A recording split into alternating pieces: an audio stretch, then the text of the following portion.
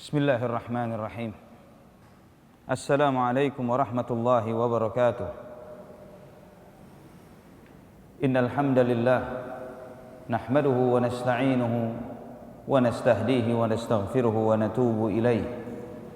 Wa na'udzu billahi min shururi anfusina wa sayyiati a'malina. Man yahdihillahu fala mudilla lahu wa man yudlil fala hadiya lahu.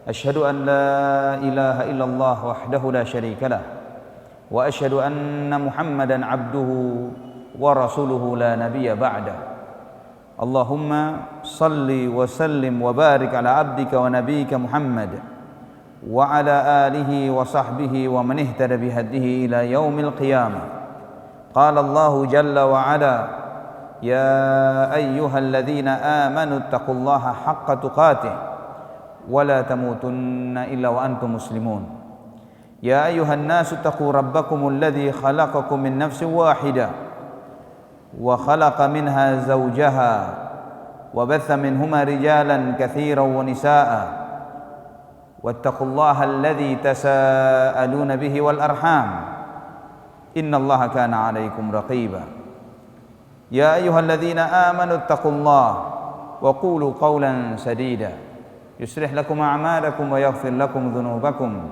ومن يطع الله ورسوله فقد فاز فوزا عظيما أما بعد فإن أصدق الحديث كتاب الله وخير الهدى هدى النبي صلى الله عليه وعلى آله وصحبه وسلم وشر الأمور محدثاتها وكل محدثة بدعة وكل بدعة ضلالة وكل ضلالة في النار. إخواني وأخواتي في الله رحمني ورحمكم الله. Alhamdulillahi Rabbil Alamin. Segala puji bagi Allah subhanahu wa ta'ala, Rabb alam semesta, Ar-Rahman Ar-Rahim, alladzi lahul asma'ul husna was sifatul ulia. Zat yang maha pengasih, zat yang maha penyayang. Allah subhanahu wa ta'ala yang memiliki nama-nama yang baik dan sifat-sifat yang agung dan mulia. Atas segala anugerahnya, atas nikmatnya, Allah subhanahu wa ta'ala memperkenankan kita untuk menjadi bagian dari umat Muhammad bin Abdullah sallallahu alaihi wasallam, beriman kepada Allah subhanahu wa ta'ala, beriman kepada Rasulnya dan memeluk dinul Islam. Nikmat yang agung dan mulia, nikmat yang sangat luar biasa, yang nikmat yang semoga Allah subhanahu wa ta'ala menjaga nikmat ini di selama kehidupan kita sampai insyaallah Allah subhanahu wa ta'ala mewafatkan kita kelak. Ikhwatal iman rahimani wa rahimakumullah. Di antara sifat yang dengannya Allah subhanahu wa ta'ala mensifati hamba-hambanya yang beriman adalah takut, cinta dan berharapnya seorang hamba kepada Allah subhanahu wa ta'ala. Dan rasa takut, rasa cinta dan berharap kepada Allah subhanahu wa ta'ala ini terlihat di dalam segala aktivitas mereka, di dalam beribadah mereka kepada Allah subhanahu wa ta'ala. Tercermin di dalam seringnya mereka bermuhasabah, seringnya mereka merenung, menghitung antara besarnya nikmat yang Allah subhanahu wa ta'ala anugerahkan kepada mereka dan sedikitnya amal yang kita lakukan untuk Allah atau karena Allah subhanahu wa ta'ala. Betapa luasnya anugerah dan kasih sayang Allah subhanahu wa ta'ala dan betapa seringnya kita lalai dari mengingat Allah subhanahu wa ta'ala. Maka ikhwatal iman rahimani wa rahimakumullah, di antara sifat dan amalan yang sangat dicintai oleh Allah subhanahu wa ta'ala, yang ini timbul karena tiga sifat yang mulia tadi, karena cinta kepada Allah, berharap dan takut kepada Allah subhanahu wa ta'ala, adalah menangis karena takut kepada Allah subhanahu wa ta'ala. Al-buka'u min khasyatillah, menangis karena takut kepada Allah subhanahu wa ta'ala. Allah subhanahu wa ta'ala banyak menyebutkan ciri ini ada pada diri hamba-hambanya yang beriman. Sebagaimana firman-Nya di dalam surat Az-Zumar ayat 23. Allah subhanahu wa ta'ala berfirman, Allahu nazzala ahsanal hadithi kitaban mutasyabihan mathani taqsya'irru minhu juludul ladzina yakhshawna rabbahum thumma talinu juluduhum wa qulubuhum ila dzikrillah. Allah Subhanahu wa taala telah menurunkan firman terbaik, yaitu Al-Qur'an, kitaban mutasyabihan mathani, sebuah kitab suci yang serupa dan diulang-ulang. Serupa keutamaannya antara satu ayat dengan ayat yang lain, serupa hikmah dan kebijakan yang ada di dalamnya, mathani, dan ayat-ayat ini diulang-ulang. Taqsya'irru minhu juludul ladzina yakhshawna rabbahum. Gemetar kulit orang-orang yang takut kepada Tuhan mereka. Ketika membaca ayat ini, gemetar kulit mereka, merinding mereka, takut kepada Allah Subhanahu wa taala. Tsumma talinu juluduhum. Kemudian melembutlah kulit itu, wa qulubuhum, dan demikian pula hati mereka, ila dzikrillah, untuk berzikir kepada Allah Subhanahu wa taala. Ini di antara ciri orang-orang yang beriman kepada Allah Subhanahu wa taala yang terlihat berdampak di dalam organ tubuh mereka. Bahkan kulit mereka pun takut kepada Allah Subhanahu wa taala. Ketika mereka membaca ayat-ayat Allah, berdampak. Jangankan kepada hati, bahkan kepada organ fisiknya yang lain, bahkan sampai kepada kulitnya, Allah Subhanahu wa taala menyebutkan akan hal ini. Ikhwatal iman rahimani wa rahimakumullah. Dan semakin tinggi tingkat keimanan, keilmuan seorang hamba, semakin mudah hal ini akan timbul kepada diri mereka. Maka terkadang di antara kita mungkin terheran jika ada seseorang misalnya membaca ayat-ayat yang menurut kita sederhana atau menurut kita biasa, misalnya membaca surat Al-Fatihah. Menurut kita sangat biasa karena rutinnya dan seringnya kita membaca surat Al-Fatihah. Namun terkadang kita mendengar atau melihat seorang imam yang memimpin sholat dan membaca surat Al-Fatihah ini, menangis terseduh-seduh dan susah untuk melanjutkan surat Al-Fatihah. Sebagian kita karena kurangnya ilmu terkadang melecehkan orang-orang yang seperti itu. Pernah sekali waktu saya pernah bermakmum pada seorang imam, seorang ustaz hafizahullah. Beliau membaca dalam surat itu surat Yusuf, membaca surat Yusuf. Kita bermakmum kepada beliau dan beliau sepanjang surat ini membaca surat Yusuf ini tidak henti-hentinya menangis. Sebagian orang jahil, ya saya katakan jahil karena selesai sholat dia berkomentar, apa ustadz ini? Dia hanya pura-pura di depan jamaah. Istilahnya dia mengatakan demikian, apa sih isinya surat Yusuf? Cuman cerita saja. Tapi kenapa dia menangis sampai segitu-segitunya? Allah yahdi, semoga Allah memberikan hidayah kepada yang bersangkutan. Ikhwatal iman rahimani wa rahimakumullah. Memang keterbatasan ilmu akan berdampak seperti itu. Namun bertambahnya ilmu akan semakin memahami bagaimana kandungan-kandungan yang luar biasa di dalam surat Yusuf, sampai Syekh Salim Al-Hilali dan Syekh Muhammad Musa Nasr hafizahumullah menulis 3 jilid buku hanya mensyarah atau mentafsirkan surat Yusuf. Beliau menyebutkan tentang 1000 manfaat lebih, 1000 lebih manfaat dari surat Yusuf. Dan kita membaca dalam tafsir Syekh Abdurrahman bin Nasir As-Sa'di rahimahullah, bagaimana beliau menyebutkan puluhan atau ratusan faedah manfaat yang bisa diambil dari kisah surat Yusuf. Dan kita bisa mengambil pelajaran yang dahsyat, yang luar biasa dalam surat Yusuf, bagaimana Allah Subhanahu wa taala menguji manusia-manusia terbaik di zamannya, Nabi Ya'qub, Nabi Yusuf, dengan ujian-ujian dunia yang berat, yang cukup berat. Orang tua yang kehilangan anak yang disayanginya. Kemudian bagaimana seorang anak yang tidak bersalah dan tidak berdosa diuji dengan beragam cobaan dan ujian, dan karena kesabarannya Allah Subhanahu wa taala memuliakan mereka berdua dengan semulia-mulianya di dunia, sebelum Allah Subhanahu wa taala memuliakan mereka kelak di akhirat. Banyak pelajaran besar yang bisa kita ambil dalam surat Yusuf tersebut. Maka Allah Subhanahu wa taala menyebutkan, berfirman dalam surat Al-Isra ayat 107 sampai 109 terkait tentang semakin berilmu semakin timbul rasa takutnya kepada Allah Subhanahu wa taala. Innal ladzina utul ilma min qablihi idza yutla alaihim yakhruna lil adqani sujada wa yaquluna subhana rabbina in kana wa'du rabbina lamaf'ula wa yakhruna lil adqani yabkun wa yaziduhum khushu'a. Surat Al-Isra ayat 107 sampai 109. Sesungguhnya orang-orang yang diberi ilmu sebelumnya, jika dibacakan kepada mereka, mereka tunduk sujud, merebahkan diri mereka sujud.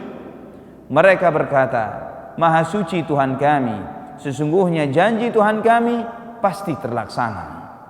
Dan mereka bersimpuh, mereka menempelkan kening-kening mereka, mereka menangis, dan semakin bertambah rasa khusyuk mereka kepada Allah, semakin bertambah tunduknya mereka kepada Allah Subhanahu wa taala.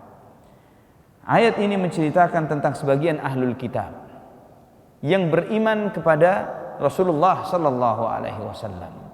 Mereka telah membaca di dalam kitab-kitab suci mereka akan nubuwah, kenabian, akan diutusnya nabi sesudah Nabiullah Isa alaihi salatu wassalam, yang merupakan nabi penutup, nabi terakhir, nabi akhir zaman, nabi yang diutus untuk seluruh umat manusia. Dan mereka telah membaca ciri-cirinya. Ketika mereka melihat Nabi Muhammad bin Abdullah sallallahu alaihi wasallam, mereka melihat apa yang ada pada diri beliau sesuai dengan ciri-ciri yang telah mereka baca dalam kitab suci mereka. Maka ketika mereka mendengar firman-firman Allah, bergegaslah mereka sujud, mereka menangis, mereka takut kepada Allah Subhanahu wa taala.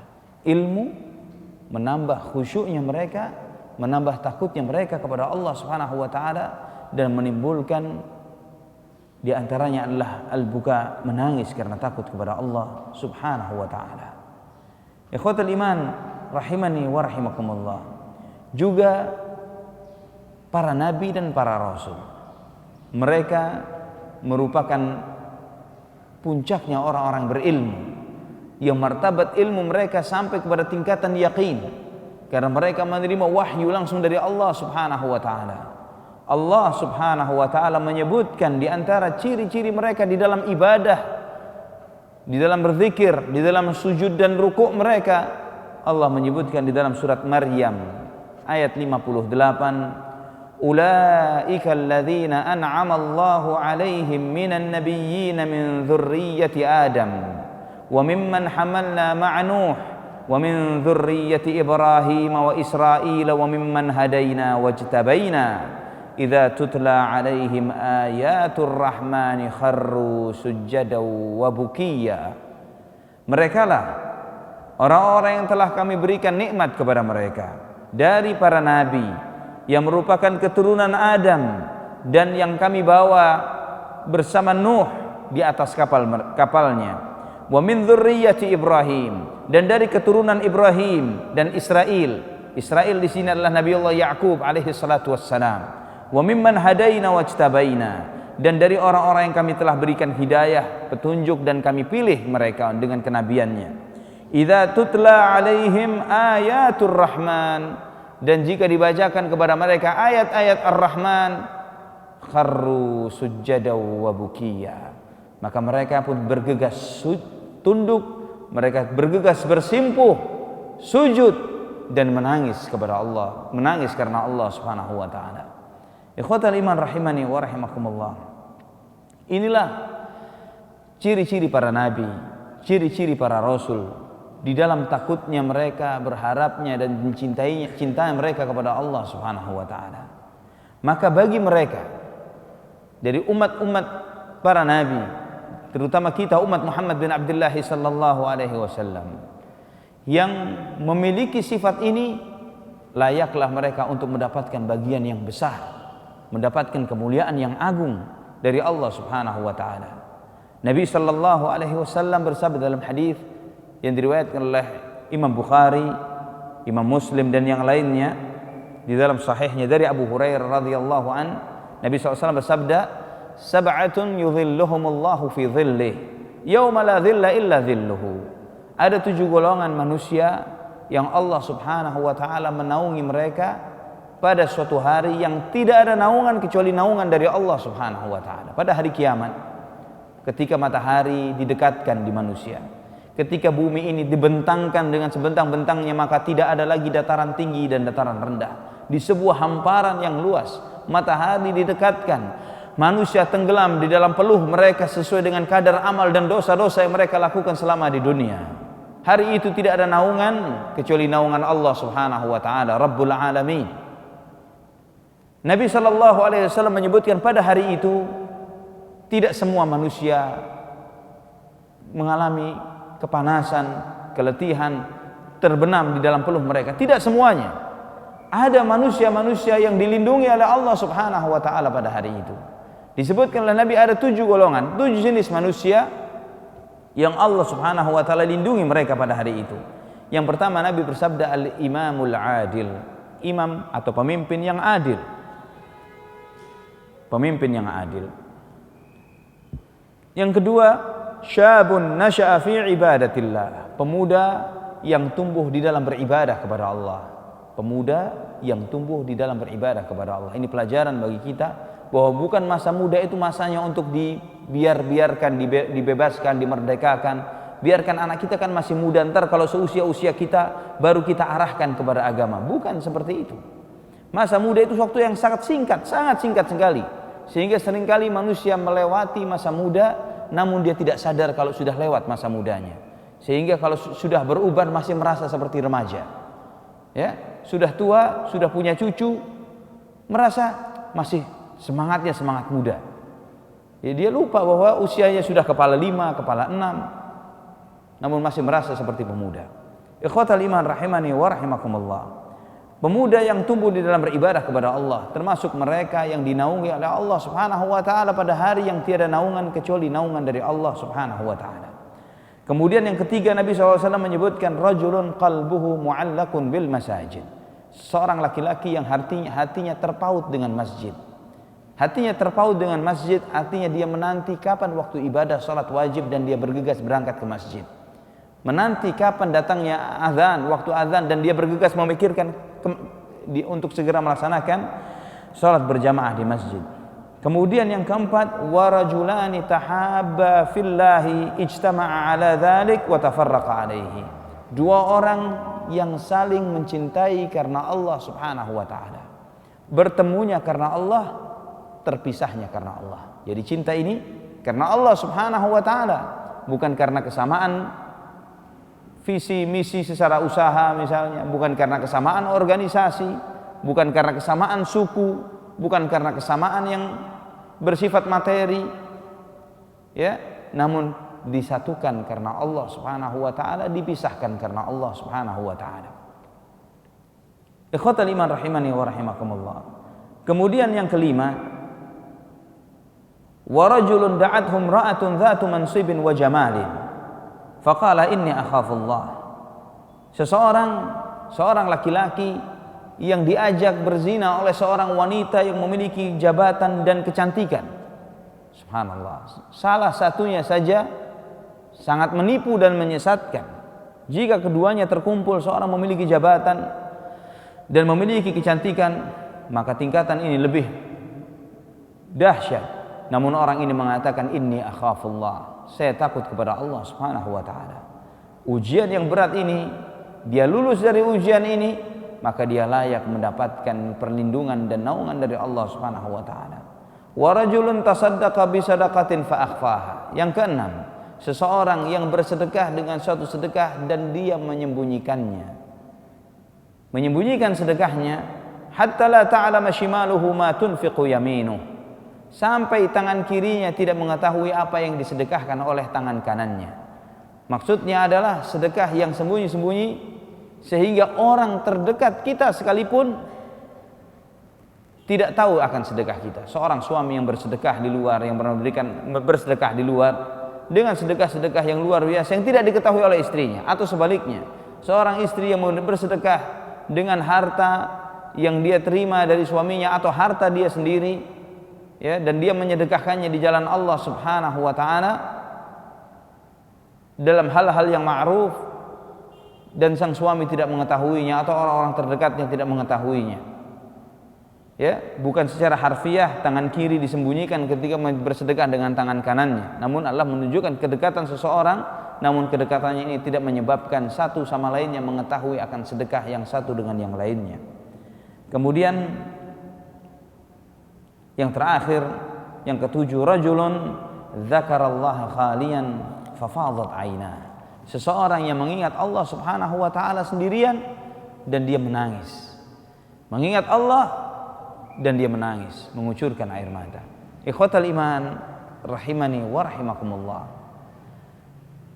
Ketika kita sendiri, di saat itulah ujian terbesar iman seorang hamba. Ketika seseorang hanya antara dia dengan Allah Subhanahu wa taala, di situ teruji, terlihat kualitas iman seseorang. Ketika tidak ada yang melihat, apakah perasaan kehadiran Allah Subhanahu wa taala masih ada pada dirinya atau tidak? Apakah dia merasa bebas, tidak ada yang melihat, tidak ada yang mendengar, tidak ada yang mengetahui, maka dengan mudahnya dia melakukan segala dosa dan maksiatnya. Dan jika sering-sering dia melakukan ini sehingga tertutup hatinya, tanpa dia sadari, dia menjadi orang munafik tanpa disadarinya. Seseorang yang membiasakan melakukan dosa tersembunyi yang tidak diketahui oleh orang banyak, ya, ketika di depan umat, di depan manusia, dia seakan-akan seperti orang saleh, seperti orang bertakwa, hanya menjaga image saja dengan tampilannya. Namun ketika di belakang dia sangat tahu akan aslinya, dan dia terus membiasakan ini, tidak ada rasa penyesalan, tidak bertaubat kepada Allah Subhanahu wa taala, tidak ada upaya untuk memperbaiki dirinya, maka dosa-dosa itu bisa menutupi hati orang tersebut. Jika hati ini tertutup dengan dosa-dosa tersembunyi ini, wal iyadzu billah, naudzubillah, ini diantara penyebab seseorang akan menjadi su'ul khatimah, akibat akhirnya adalah karena dosa-dosa tersembunyi tersebut. Dosa-dosa tersembunyi ini akan menjadi penghalang orang itu untuk mengucapkan la ilaha illallah di akhir hayatnya. Dan dosa-dosa ini yang bisa menyebabkan seseorang tidak bisa mendapatkan manfaat dari amal ibadah yang dia lakukan, sebesar apapun amal itu. Sebagaimana sebuah hadis yang sahih yang disahihkan Syekh Al-Albani rahimahullah di dalam Sahih Al-Jami'us Shaghir dari Thauban radhiyallahu anhu. Nabi SAW bersabda, inna aqwaman min ummati ya'tuna yaumal qiyamati bi ujurin mithla jibalati tihamatil bayda. Sesungguhnya sebagian kaum dari umatku yang datang pada hari kiamat dengan membawa amalan-amalan seperti gunung Tihamah yang berwarna putih, amalan-amalan yang sangat besar, yang sangat banyak, yang luar biasa, seperti gunung pahalanya. Bukan lagi gunung, kegunungan, gunung-gunung yang berwarna putih dari gunung-gunung Tihamah yang berwarna putih yang besar. Faja'alaha Allahu haba'an manthura. Namun oleh Allah Subhanahu wa taala, pahala yang bergunung-gunung itu dijadikan seperti debu yang berterbangan, begitu saja sirna. Sehingga ketika mendengar hal ini, Thauban radhiyallahu anhu bertanya, ya Rasulullah, sifhum lana wajallihim lana hatta la nakuna minhum wa nahnu la nash'ur. Ya Rasulullah, sebutkan cirinya, sebutkan sifat mereka, jangan sampai kita termasuk dari orang tersebut tanpa kita menyadarinya. Nabi sallallahu alaihi wasallam bersabda, hum minna wa ya'maluna mithla amalina, atau kama qala sallallahu alaihi wasallam, beliau, orang ini seperti kayak kita, dari golongan kita, beramal seperti amalan-amalan kita. Walakin idza takhallau bi maharimillahi intahakuha. Namun mereka ini kalau sendirian sudah tidak lagi menghormati Allah Subhanahu wa taala. Kalau sendirian ada peluang untuk berbuat dosa dan maksiat, bergegas dia lakukan tanpa ada tersisa rasa takutnya kepada Allah Subhanahu wa taala. Amalan yang besar itu menjadi sia-sia dan sirna karena dosa tersembunyi yang dipupuk dan dia tidak menyesal dan bertaubat kepada Allah Subhanahu wa taala dari dosa tersebut. Allahul musta'an, wala haula wala quwata illa billah. Sebaliknya, perasaan takut kepada Allah Subhanahu wa taala, perasaan kehadiran Allah Subhanahu wa taala dan rasa takut kita kepada Allah Subhanahu wa taala, terutama di saat kita sendiri, akan menyebabkan seorang mendapatkan keutamaan yang besar dari Allah Subhanahu wa taala. Sehingga orang ini diberikan naungan oleh Allah pada hari yang tidak naungan kecuali naungan darinya. Dan di antara keutamaan yang lain yang Allah anugerahkan kepada mereka, Sebagaimana dalam hadis yang sahih disahihkan oleh Syekh Al-Albani rahimahullah dalam Al-Mishkat, dalam Mishkatul Masabih, di hadis nomor 3828 dari Abu Hurairah radhiyallahu anhu. Hadis ini diriwayatkan oleh Imam At-Tirmidzi, An-Nasa'i dan yang lainnya. Nabi sallallahu alaihi wasallam bersabda, "La yalijin nar rajulun baka min khasyatillah hatta ya'uda al-labanu fi ad-dar' wa la yajtami'u ghubarun fi sabilillah wa dukhanu jahannam." Beliau sallallahu alaihi wasallam bersabda, tidak akan masuk neraka seseorang yang pernah menangis karena takut kepada Allah Subhanahu wa taala. Tidak akan pernah masuk neraka seseorang yang pernah menangis karena takut kepada Allah Subhanahu wa taala hatta ya'uda al-labanu fi ad-dar', sehingga susu, ya, air susu bisa kembali ke sumbernya. Air susu bisa kembali ke sumber susu itu. Mustahil ketika air susu itu dikeluarkan kembali kepada asalnya. Ya, seperti itu pula mustahilnya seseorang yang menangis karena takut kepada Allah masuk ke dalam api neraka dan tidak akan bertemu debu di jalan Allah dengan asap neraka jahanam. Artinya seseorang yang kakinya pernah berdebu fi sabilillah, di jalan Allah Subhanahu wa taala untuk jihad dan yang semisalnya, kaki yang pernah debu dan lusuh karena di jalan Allah ini tidak akan bertemu dengan asap neraka jahanam. Hadis ini sahih, diriwayatkan oleh At-Tirmidzi dan An-Nasa'i. Juga dalam hadis yang lain dari Ibnu Abbas radhiyallahu anhuma, beliau berkata, sami'tu an-nabiy Rasulullah sallallahu alaihi wasallam yaqul, saya mendengar Rasulullah sallallahu alaihi wasallam bersabda, ainani la tamassuhuman nar. Ada dua mata yang tidak akan tersentuh api neraka. Ada dua mata yang tidak tersentuh oleh api neraka.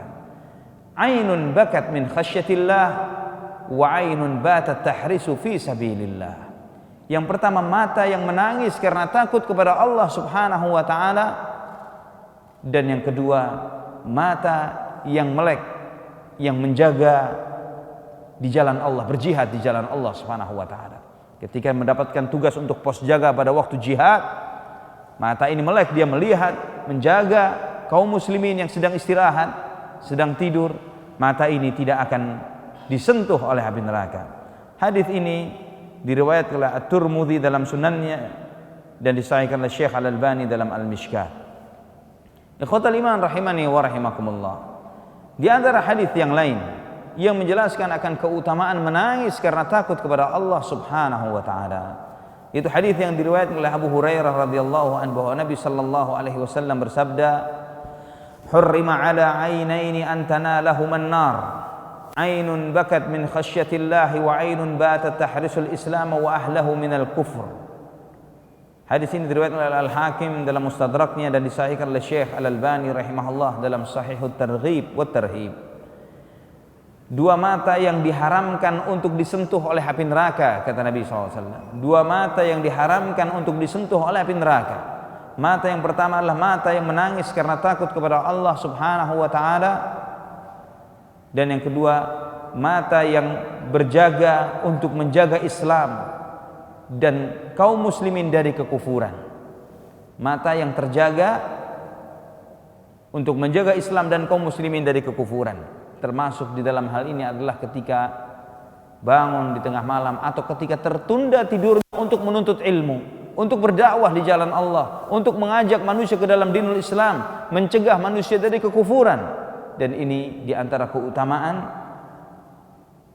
talabul ilm, menuntut ilmu. Ikhwatal iman rahimani wa rahimakumullah. Dalam hadis yang lain yang diriwayatkan oleh Imam At-Tirmidzi dan juga disahihkan oleh Syekh Al-Albani rahimahullah dari Abu Umamah radhiyallahu anhu, Nabi sallallahu alaihi wasallam bersabda, laisa syai'un ahabba ila Allah taala min qatrataini wa atharaini. Tidak ada yang lebih dicintai oleh Allah Subhanahu wa taala melebihi dua tetes dan dua jejak. Tidak ada yang lebih dicintai oleh Allah melebihi dua tetes dan dua jejak. Yang disebutkan qatratu dumu'in min khasyatillahi ta'ala wa qatratu damin tuhraqu fi sabilillah. Tetesan yang pertama adalah tetesan air mata karena takut kepada Allah Subhanahu wa taala. Tetesan yang kedua adalah tetesan darah yang ditumpahkan di jalan Allah Subhanahu wa taala. Tetesan yang pertama, tetesan air mata karena takut kepada Allah, dan yang kedua adalah tetesan darah yang ditumpahkan di jalan Allah Subhanahu wa taala. Adapun dua jejak, fa atharun fi sabilillah, jejak tapakan kaki di jalan Allah Subhanahu wa taala, wa atharun fi faridatin min faraidillahi ta'ala. Dan yang kedua adalah jejak di dalam menjalankan salah satu kewajiban Allah Subhanahu wa taala. Misalnya di sini adalah jejaknya seseorang menempuh perjalanan dari rumah ke masjidnya untuk melaksanakan salat 5 waktu. Jejak seseorang menempuh perjalanan fi sabilillah, melaksanakan ibadah haji misalnya. Jejak-jejak yang dilakukan, langkah-langkah yang dilakukan di jalan untuk dekat kepada Allah Subhanahu wa taala akan memuliakan hamba tersebut di sisi Allah, dan itu sesuatu yang paling dicintai oleh Allah Subhanahu wa taala. Ikhwatal iman rahimani wa rahimakumullah. Dalam hadis yang lain yang diriwayatkan oleh Imam At-Tabrani dalam Mu'jam Al-Awsat dan As-Saghirnya, dan dihasankan sanadnya oleh Al-Mundhiri juga oleh Syekh Al-Albani rahimahullah. Nabi sallallahu alaihi wasallam bersabda, "Tuba liman malaka lisanahu wa wasi'ahu baitahu wa baka ala khati'atihi." Tuba selalu diartikan dengan beruntunglah, bagi sangat beruntung seseorang yang bisa menguasai lisannya. Kata Nabi sallallahu alaihi wasallam, seseorang yang menguasai lisannya. Dan yang kedua, orang yang merasa betah di rumahnya. Dan yang ketiga, orang yang menangisi dosa-dosanya. Saya ulang, beruntunglah seseorang yang pertama menguasai lisannya. Yang kedua, betah di rumahnya. Dan yang ketiga, menangisi dosa-dosanya. Dikatakan beruntung oleh Nabi SAW dengan kata tuba. Tuba ini secara harfiah memang berarti beruntung. Namun Nabi sallallahu alaihi wasallam menjelaskan apa yang dimaksud dengan tuba ini. Tuba ini adalah salah satu pohon terbesar di surga. Dalam sebuah hadis yang diriwayatkan oleh Imam Ahmad dan yang lainnya dan dihasankan oleh Syekh Al-Albani rahimahullah, Nabi sallallahu alaihi wasallam bersabda, "Tuba syajaratun fil jannah masiratu mi'ati amin. Thiyabu ahlil jannah takhruju min akmamiha." Tuba ini adalah satu pohon yang besar yang ada di surga, kata Nabi SAW. Pohon di surga. Di teduhnya pohon ini, jaraknya 100 tahun perjalanan. Teduhnya saja jaraknya 100 tahun perjalanan. Pakaiannya penghuni surga munculnya dari pohon ini. Ya, pakaiannya penghuni surga berasal dari pohon ini. Kata Nabi sallallahu alaihi wasallam, orang yang memiliki 3 sifat, menjaga lisannya, betah di rumah, dan menangisi dosa-dosanya, dia akan mendapatkan jatah untuk mendapatkan kenikmatan berteduh di bawah pohon yang besar, yang rindang ini, pohon yang sangat indah, yang tidak pernah terlihat oleh mata, terdengar oleh telinga, terbesit dalam khayalan manusia, yang darinya bersumber pakaian-pakaian para penghuni surga dari sutra dan yang semisalnya. Ikhwatal iman rahimani wa rahimakumullah. 3 hal yang mudah diucapkan namun berat untuk dijaga, dilakukan. Menjaga lisan adalah hal yang paling berat dilakukan oleh siapa saja. Ya, siapapun. Bahkan bagi para penuntut ilmu, bagi orang yang sudah sering kajian, seringkali dia bisa menjaga hatinya. Seringkali dia bisa menjaga matanya, menjaga sumber pemasukannya supaya tidak memakan hal-hal yang haram, supaya tidak mencuri, supaya tidak korupsi, supaya tidak berzina, ya, tidak melakukan hal-hal yang besar, tidak membunuh orang, tidak berbuat zalim. Namun paling berat menjaga lisannya. Sudah sering ke pengajian, namun mengira bahwa apa yang diucapkan bukan bagian dari amal perbuatannya, sehingga ngajinya terus, ghibahnya juga terus. Ya, ngaji terus, ngegunjing keburukan orang lain, menfitnah, mengadu domba, menyampaikan omongan ini untuk si ini, membuat masalah antara dua orang dari sama-sama anggota majelis taklim misalnya, masih berlanjut. Dia tidak mengira bahwa apa yang diucapkan ini bisa menghancur leburkan amal perbuatan yang pernah dia lakukan. Dia tidak tahu bahwa menggunjing keburukan saudaranya sesama muslim tidak lebih baik dari orang yang melakukan dosa tersebut. Sama. Ya, seorang yang menggunjing seseorang berbuat dosa dan maksiat itu sama dengan si pelaku dosa itu. Dia telah ikut urun, ya, ikut mendapatkan bagian dari dosa yang dilakukan oleh orang tersebut. Allahul musta'an wala haula wala quwwata illa billah. Maka Nabi menyebutkan sangat beruntunglah tuba bagi mereka yang menjaga lisannya, yang menguasai lisannya. Seringkali kita tidak menguasai lisan kita, malah kita dikuasai oleh lisan kita. Yang kedua, yang betah di rumah, apalagi zaman sekarang. Ya, di zaman Nabi SAW, Nabi mengucapkan ini di zaman beliau. Kita bisa bayangkan di zaman sekarang ini seharusnya kita bisa lebih betah di rumah kita dibandingkan dengan Nabi Rasulullah SAW dan para sahabatnya dan generasi-generasi sebelum kita. Di masa itu tidak ada listrik, rumah alasnya juga tanah, ya, tidak ada pendingin seperti di zaman kita. Untuk mendapatkan makanan-makanan tertentu tidak bisa menyimpan makanan yang lebih lama seperti kita bisa melakukannya di zaman sekarang. Namun Nabi SAW mengajarkan bagaimana orang-orang saleh terdahulu lebih suka di rumah dan mereka keluar ketika memang perlu untuk keluar, terutama bagi muslimah, terutama bagi ummahat, bagi wanita-wanita muslimah, sebagaimana Allah memerintahkan kepada ummahatul mukminin sebagaimana dalam surat Al-Ahzab, waqarna fi buyutikunna, dan tinggallah kalian di rumah-rumah kalian, wala tabarrajna tabarrujal jahiliyatil ula, dan janganlah kalian berhias seperti berhiasnya wanita-wanita jahiliyah terdahulu. Dalam hadis yang lain dari Uqbah bin Amir radhiyallahu anhu, dia pernah bertanya kepada Nabi SAW, ya Rasulullah, man najah? Ya Rasulullah, apakah kesuksesan itu? Apakah kesuksesan? Dijawab oleh Nabi SAW, amlik alaika lisanak, kuasai lisanmu, kuasai lidahmu, wal yasa'ka baituk, betahlah kamu di rumahmu, wabki ala khati'atik, tangisi dosa-dosamu. Kata Nabi, kesuksesan itu 3. Kuasai lisanmu, betah di rumah, dan tangisi dosamu. Hadis ini diriwayatkan oleh Abdullah ibn Mubarak dalam kitabnya Az-Zuhud, Imam Ahmad, At-Tirmidzi, dan hadis ini adalah hadis yang sahih, disebutkan oleh Syekh Al-Albani rahimahullah dalam silsilah as-sahihahnya. Ikhwatal iman rahimani wa rahimakumullah. Ini manfaat dan keutamaan bagi hati-hati yang lembut, hati-hati yang mudah terenyuh karena mengingat Allah, karena takut akan dosa-dosanya, akan takut akan Allah Subhanahu wa taala. Maka Allah Subhanahu wa taala memberikan kemuliaan-kemuliaan yang sangat mulia bagi orang tersebut. Sebaliknya, hati-hati yang keras. Hati-hati yang keras. Hati yang keras ini Allah, kata Imam Ibnu Qayyim Al-Jauziyah, hati yang keras Allah Subhanahu wa taala menciptakan api neraka jahanam untuk melelehkan hati-hati yang keras ini. Hati-hati yang keras akan lebih keras daripada gunung dan batu.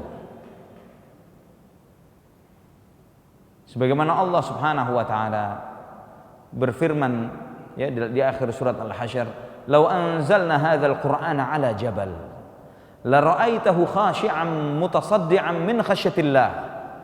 Wa tilkal amthalu nadribuha lin-nasi la'allahum yatafakkarun. Andai kata kami turunkan Al-Quran kepada sebuah gunung, Allah berfirman menyampaikan Al-Quran ini kepada sebuah gunung, la ra'aitahu khashi'an mutasaddi'a, kamu akan melihat gunung itu akan tunduk, terbelah, pecah, min khasyatillah, karena takut kepada Allah Subhanahu wa taala. Gunung pecah karena takut kepada Allah ketika mendengarkan ayat-ayat Al-Quran, ketika menerima wahyu ini dari Allah Subhanahu wa taala. Perumpamaan ini diberikan bagi manusia agar manusia berpikir, jika gunung pecah, kenapa hati-hati kita masih keras? Apakah karena hati kita lebih keras dari batu? Seringkali kita mendengar ayat-ayat Al-Quran, seringkali kita melihat saudara kita, kerabat kita, tetangga kita, jenazahnya atau kerandanya melewati rumah kita, namun hati kita tidak terenyuh. Seringkali kita melewati pemakaman dan kuburan, namun tidak berdampak sama sekali dengan hati kita, tidak mempengaruhi rasa takut kita kepada Allah Subhanahu wa ta'ala. Sekeras itukah hati kita? Jika hati ini sudah sekeras itu, ikhwatal iman rahimani wa rahimakumullah, maka tidak ada cara. Jika ayat Al-Quran tidak bisa melelehkan hati, jika banyaknya jenazah yang berseliweran di hadapan kita tidak melelehkan hati kita, jika banyaknya orang-orang yang tertimpa musibah tidak melelehkan hati kita, anak-anak yatim tidak melelehkan hati kita, maka Allah menyediakan neraka jahanam untuk melelehkan hati-hati tersebut. Allah Subhanahu wa ta'ala berfirman di dalam surat Al-Hadid ayat 16. Alam ya'ni lilladzina amanu an takhsha'a qulubuhum li dzikrillah wa ma nazala minal haqq wa la yakunu kalladzina utul kitaba min qabl fatala alaihimul amadu faqasat qulubuhum wa katsirun minhum fasiqun. Apakah belum tiba waktunya bagi orang-orang beriman untuk khusyuk, untuk tunduk hati mereka untuk mengingat Allah Subhanahu wa ta'ala, untuk tunduk hati mereka karena apa yang telah Allah turunkan dari kebenaran ini, tunduk hati mereka kepada Al-Quran. Dan janganlah mereka menjadi seperti orang-orang ahlul kitab sebelum mereka.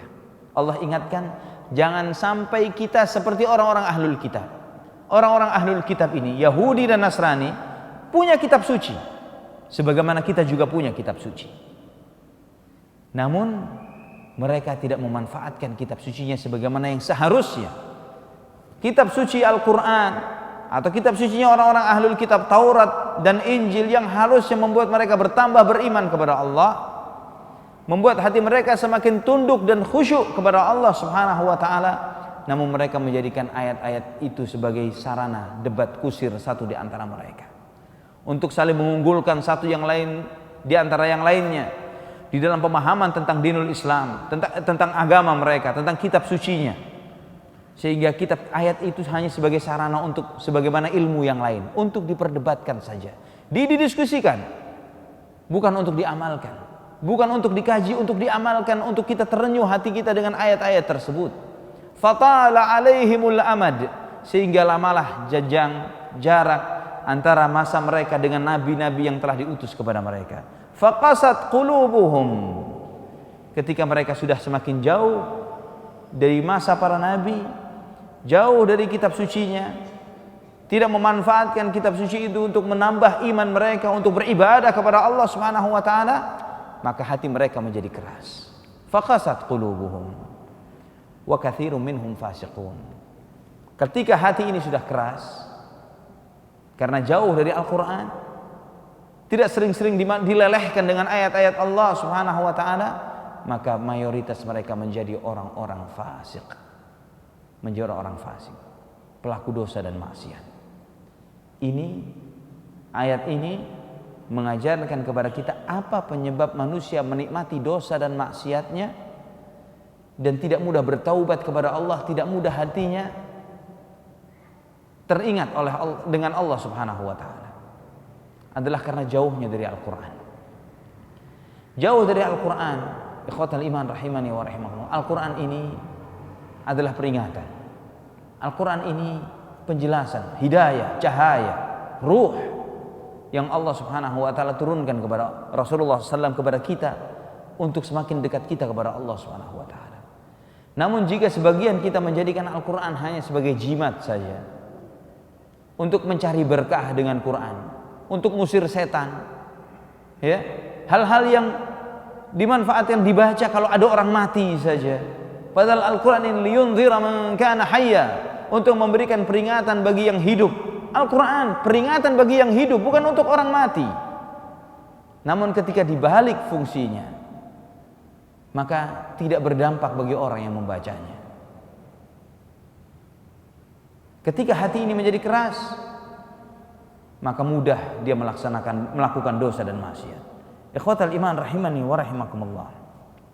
Di dalam tafsir ayat ini, sebagaimana diriwayatkan oleh Abu Hazim, bahwa Amir bin Abdullah bin Zubair menyampaikan kepada Abu Hazim bahwa ayahnya yaitu Abdullah bin Zubair, sigharus sahabah, beliau mengatakan annahu lam yakun baina islamihim wa baina an nazalat hadhihi al-ayah yu'atibuhumullahu biha illa 4 sinin. Ya, bahwa ayat ini turun sejak masuk Islamnya sebagian sahabat, ya, Islamnya sebagian sahabat, sampai turunnya ayat ini cuman berjarak 4 tahun saja. Berjarak 4 tahun. Ketika Allah menegur mereka, mengingatkan mereka, wala yakunu kalladzina utul kitaba min qabl. Janganlah mereka menjadi seperti orang-orang ahlul kitab sebelum mereka. Fatala alaihimul amad, sehingga lama masa berlalu bagi mereka, faqasat qulubuhum wa katsirun minhum fasiqun. Maka keraslah hati mereka dan sebagian mereka menjadi orang-orang fasik. Ikhwatal iman rahimani wa rahimakumullah. Ibnu Abbas menafsirkan ayat ini, beliau mengatakan malu ila dunya wa a'radu an mawa'idillah. Mereka cenderung kepada dunia dan berpaling dari nasihat-nasihat Allah Subhanahu wa taala. Ikhwatal iman rahimani wa rahimakumullah. Menangis ini, tangisan adalah salah satu rahmat yang Allah Subhanahu wa taala berikan dalam hati seorang hamba. Salah satu rahmat yang Allah berikan kepada hati seorang hamba. Sebagaimana diriwayatkan oleh Usamah bin Zaid bahwa beliau mengatakan kami beserta beberapa para sahabat bersama Rasulullah SAW, sehingga ada salah seorang putri Nabi mengirim utusan untuk memanggil beliau dan memberitahukan bahwa salah seorang cucu Rasulullah sedang sakit dan sakit hampir meninggal dunia. Artinya salah seorang anak dari putri Nabi menyampaikan bahwa ada salah seorang anaknya sakit dan sepertinya ada tanda mau meninggal dunia. Maka Nabi SAW berpesan kepada si utusan ini tadi, irji' ilaiha, sampaikan kepada putriku, fa akhbirha anna lillahi ma akhadha wa lahu ma a'ta. Sampaikan kepada putriku bahwa apa yang diambil dan apa yang diberi kepada kita semuanya adalah milik Allah Subhanahu wa taala. Wa kullu syai'in 'indahu bi ajalin musamma. Segala sesuatu yang ada di sisi Allah ada batas ajal yang telah ditetapkan. Mau tua, mau muda, mau laki, mau perempuan, sudah ada ajalnya yang telah ditetapkan. Famurha litafal tasbir wal tahtasib. Sampaikan kepada putriku hendaklah dia bersabar dan mengharapkan pahala kepada Allah Subhanahu wa taala. Nabi sallallahu alaihi wasallam tidak segera mendatangi sang putri ini karena beliau sedang berdakwah menasihati para sahabatnya. Maka tidak lama datang kembali utusan itu dan mengatakan innaha qad aqsamat la ta'tiyannaha. Ya Rasulullah, putrimu bersumpah minta agar engkau datang kepadanya. Karena mendengarkan sumpah ini maka Nabi bergegas. Faqama an-nabiyyu sallallahu alaihi wasallam wa qama ma'ahu Sa'ad ibn Ubadah wa Mu'adz ibn Jabal. Maka Nabi berdiri didampingi oleh Sa'ad bin Ubadah dan Mu'adz bin Jabal radhiyallahu anhuma. Dan aku pun bersamanya, kata Usamah bin Zaid, saya pun mengikuti mereka. Ketika sampai di rumah sang putri, anak putri ini dibawakan kepada Nabi. Ketika itu bayi ini digendong oleh Nabi dengan napas yang tersengal-sengal, dengan bersuara napasnya. Nafasnya orang yang naza, yang sakaratul maut. Nabi memegang bayi yang di ujung penghidupannya, di ujung hidupnya ini sambil terengah-engah. Melelehlah air mata Rasulullah sallallahu alaihi wasallam. Maka Sa'ad bin Ubadah bertanya, "Ma hadza ya Rasulullah? Kenapa engkau menangis ya Rasulullah?" Nabi sallallahu alaihi wasallam menjawab, "Hadhihi rahmah." Ini adalah rahmat. Ja'alaha Allahu fi qulubi ibadihi. Kasih sayang yang Allah berikan ke dalam hati setiap hambanya. Wa innama yarhamullahu min ibadihi ar-ruhama. Sesungguhnya Allah Subhanahu wa taala merahmati hamba-hambanya yang memiliki kasih sayang di dalam hatinya. Semakin besar rahmat yang ada pada diri seorang hamba, semakin besar rahmat yang Allah berikan kepada hamba tersebut. Hadis ini sahih riwayat Imam Bukhari dan Muslim. Maka ikhwatal iman rahimani wa rahimakumullah, semakin saleh seorang hamba, semakin sering dia menangis karena takut kepada Allah dan ketika mengingat Allah Subhanahu wa taala. Uswah kita di dalam hal ini adalah Nabi kita Muhammad bin Abdullah sallallahu alaihi wasallam. Dan banyak sekali riwayat yang menyebutkan tentang tangisan Nabi sallallahu alaihi wasallam. Al-Imam Ibnu Qayyim Al-Jauziyah menyebutkan tentang tangisan Rasulullah sallallahu alaihi wasallam sebagaimana dalam Zadul Ma'ad di jilid yang pertama. Amma buka'uhu sallallahu alaihi wasallam fakana min jinsi dhahki. Bahwa Nabi sallallahu alaihi wasallam menangisnya artinya jenisnya seperti tertawanya. Maksudnya tidak ada suara yang terdengar. Ya, bukan seperti suara yang merintih-rintih, meraung-raung. Demikian pula tertawanya Rasulullah tidak terbahak-bahak. Nabi sallallahu alaihi wasallam ketika menangis menyucurkan air mata sampai terdengar suara gemuruh di dada beliau. Ya. Dalam banyak riwayat ketika Sa'ad bin Mu'adz radhiyallahu an syahid meninggal dunia, Aisyah radhiyallahu anha sedang di rumah dan jenazahnya saat itu ada di masjid di dalam kemah. Jasadnya di dalamnya. Abu Bakar dan Umar ada di dalam kemah tersebut melihat jenazahnya Sa'ad bin Mu'adz. Kata Aisyah, saya di rumah saya mendengar tangisan Abu Bakar dan Umar dan saya bisa membedakan mana tangisan Abu Bakar dan tangisan Umar. Kemudian ditanya oleh para sahabat, bagaimana dengan Rasulullah? Apa tidak menangis? Kata Aisyah radhiyallahu anha, Rasulullah SAW juga menangis. Namun beliau menangis dengan mencucurkan air mata dan beliau memegang janggutnya. Mencucurkan air mata dan beliau memegang janggutnya. Tidak terdengar suara. Sallallahu alaihi wa ala alihi wa sahbihi wasallam. Beliau kata Ibnu Qayyim, kana buka'uhu taratan rahmatan lil mayyit. Seringkali tangisan Nabi adalah karena merahmati jenazah yang meninggal dunia. Wa taratan khaufan ala ummatihi wa syafaqatan 'alaiha. Seringkali juga menangisnya adalah karena takut terhadap umatnya dan kasih sayang beliau terhadap umatnya. Ya, Nabi pernah sallallahu alaihi wasallam salat 2 rakaat dari malam sampai menjelang subuh dan membaca satu ayat di akhir surat Al-Maidah, Allahumma in tu'adzibhum fa innahum ibaduk wa in taghfir lahum fa innaka antal azizul hakim. Ya Allah, jika engkau menyiksa mereka, menyiksa umatku, mereka adalah hambamu. Jika engkau mengasihi mereka, ya Allah, engkau maha bijaksana dan engkau maha perkasa dan maha bijaksana.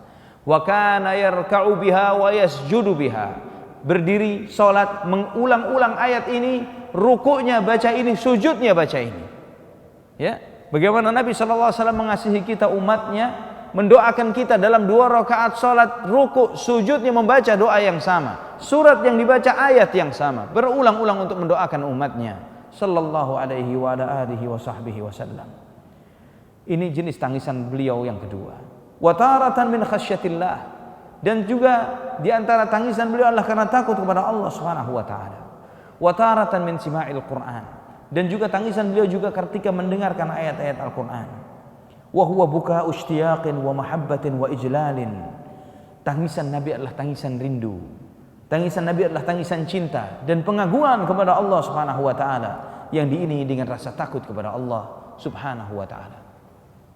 Nabi sallallahu alaihi wasallam seringkali menangis karena rindu kepada Allah Subhanahu wa taala. Rindu kepada para syuhada yang telah meninggal sebelum beliau. Rindu kepada para anbiya sebelum beliau. Maka di akhir hayatnya ketika beliau meninggal dunia, beliau menunjukkan tangannya ke atas dengan mengatakan Allahumma ila rafiqil a'la. Ya Allah, kepada sahabat yang tertinggi, kepada teman yang tertinggi. Ketika beliau di pangkuan Aisyah radhiyallahu anha, sehingga Aisyah mengatakan idzan la yukhayyiruna. Ternyata Rasulullah tidak memilih kami. Rasulullah lebih memilih untuk kembali kepada Allah Subhanahu wa taala. Ikhwatal iman rahimani wa rahimakumullah. Dalam sebuah riwayat yang diriwayatkan oleh Imam Bukhari dan Muslim dari Abdullah, sekali waktu Rasulullah SAW bersabda kepada Abdullah, "Iqra alayya." Abdullah ibnu Mas'ud radhiyallahu anhu, "Wahai ibnu Mas'ud, bacakan Al-Quran untukku." Faqara'tu alaihi surat An-Nisa. Maka kemudian saya pun membacakan surat An-Nisa kepada Nabi sallallahu alaihi wasallam. Hatta idza balaghat, sampai kepada firman Allah dalam surat An-Nisa ayat 41. "Fa kaifa idza ji'na min kulli ummatin bi syahidin wa ji'na bika 'ala haula'i syahida."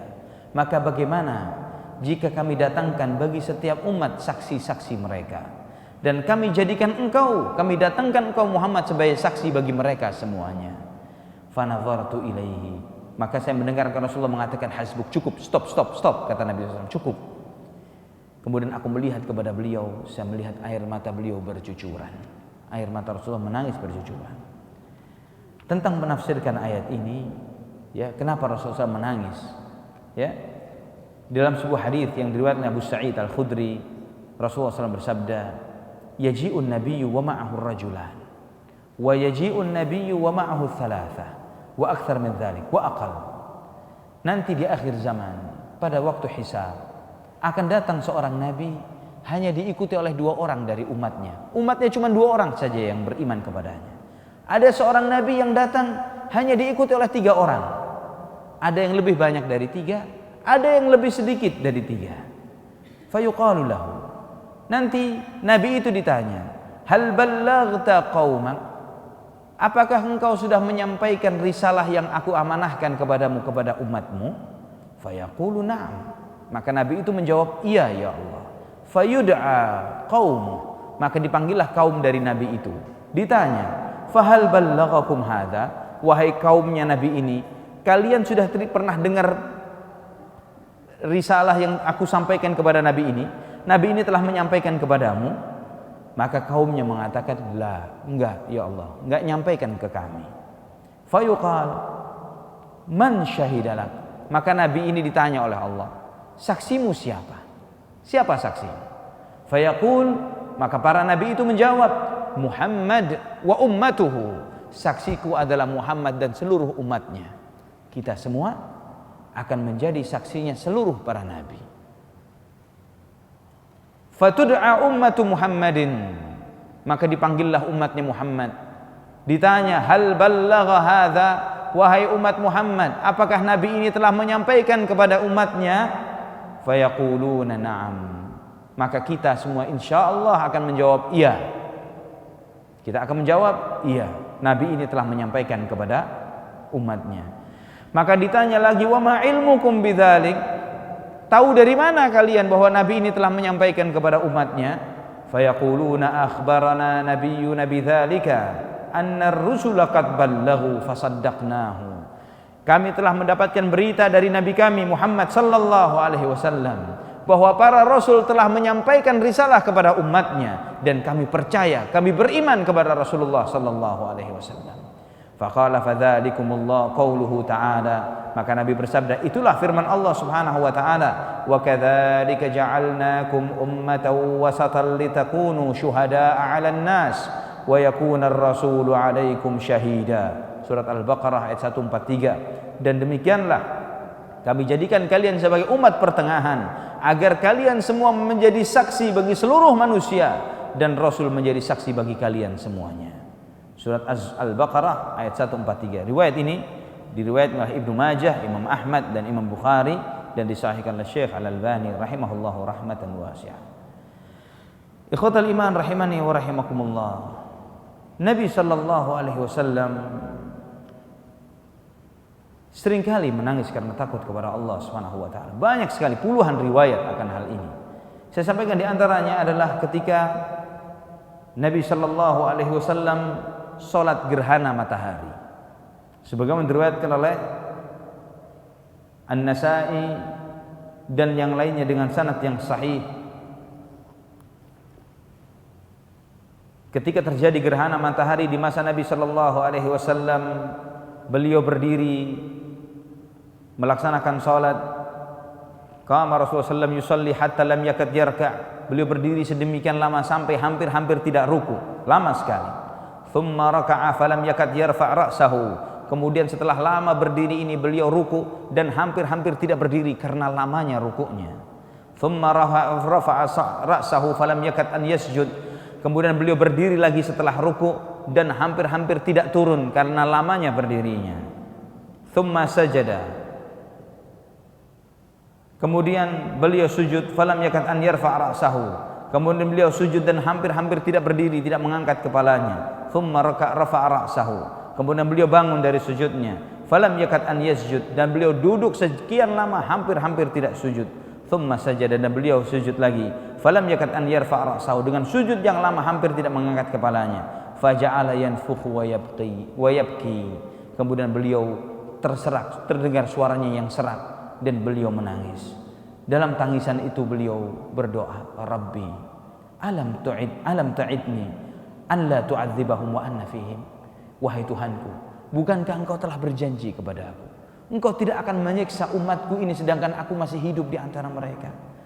Rabbi alam ta'idni an la tu'adzibhum wa hum yastaghfirun.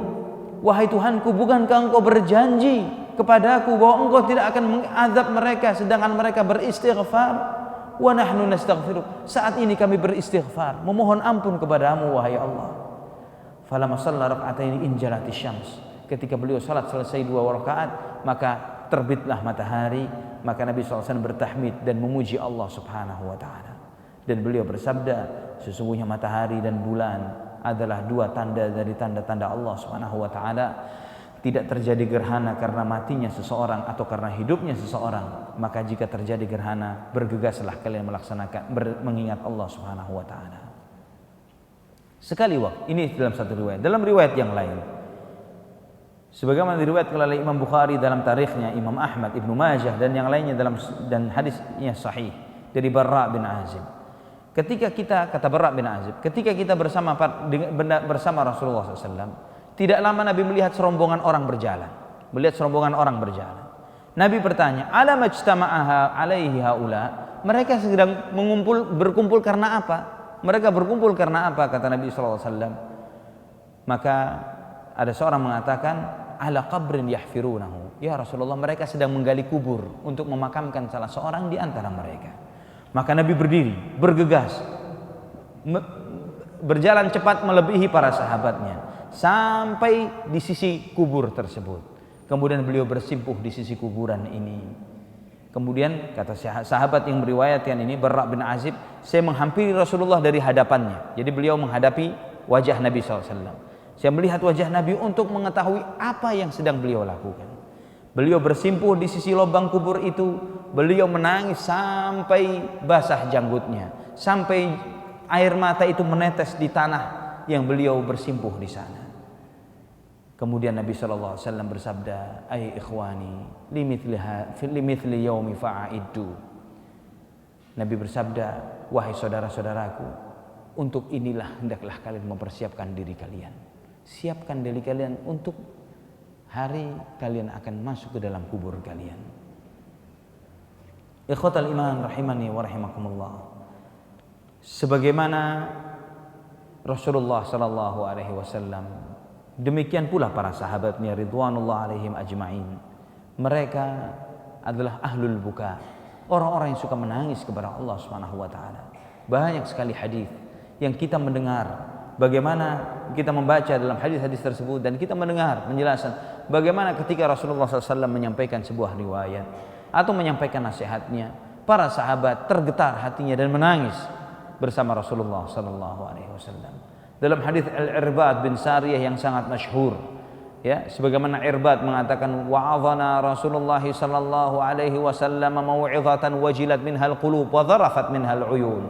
Nabi SAW telah memberikan wasiat dan nasihat kepada kami dengan wasiat yang membuat hati kami menjadi takut dan air mata kami bercucuran. Para sahabat menangis karena tangisan Rasulullah SAW. Dalam hadis yang lain disebutkan bagaimana Anas bin Malik meriwayatkan, sekali waktu Nabi SAW pernah khutbah. Kata Anas, Nabi SAW pernah khutbah dengan suatu khutbah yang saya belum pernah mendengarkan yang seperti itu sebelumnya. Kemudian beliau bersabda, "Lau ta'lamuna ma a'lam, la dhahiktum qalilan wa la bakaitum katsira." Andai kata kalian mengetahui seperti yang saya tahu, maka sekalian pasti sedikit tertawa dan banyak menangis.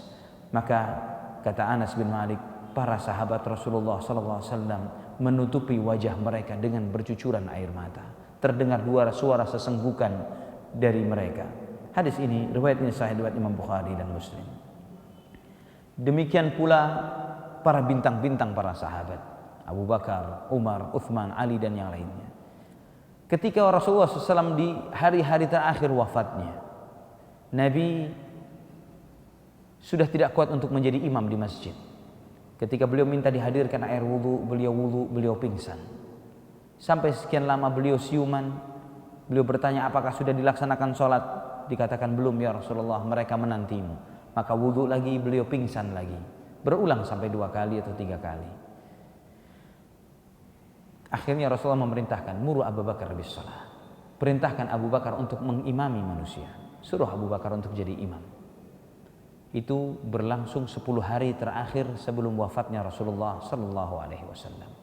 Jumat ketemu Jumat sampai Senin. Jadi, mulai hari Jumat ketemu Jumat minggu depan tambah 3 hari sampai hari Senin. Di hari Senin itu wafatnya Rasulullah sallallahu alaihi wasallam. Selama 10 hari ini yang menjadi imam adalah Abu Bakar As-Siddiq radhiyallahu anhu.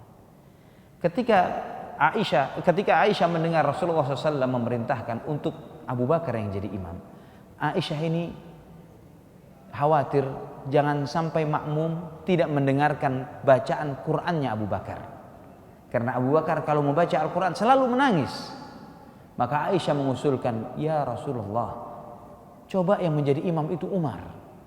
Karena Umar suaranya lebih lantang, didengar oleh jamaah. Namun Nabi SAW tidak setuju dan beliau mengatakan, ya Allahu ila Abu Bakar. Allah tidak mau. Allah hanya maunya kepada Abu Bakar saja. Maka Abu Bakar pun menjadi imam manusia.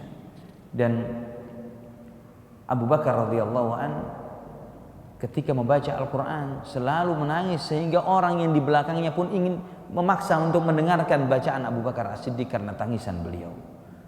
Demikian pula Abu Bakar, seperti itu pula Abu Umar Ibnul Khattab radhiyallahu anhu. Namun karena suara lantangnya Umar, maka tangisan Umar bisa terdengar sampai saf-saf yang paling belakang. Sebagaimana Umar pernah membaca surat Yusuf dalam sholatnya.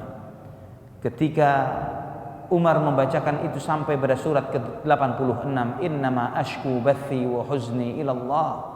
Sesungguhnya aku hanya mengeluhkan sedihku hanya kepada Allah Subhanahu wa taala. Kata Abdullah ibnu Shaddad radhiyallahu anhu, saya mendengar tangisan Umar sedangkan saya ada di saf terakhir, saf paling belakang.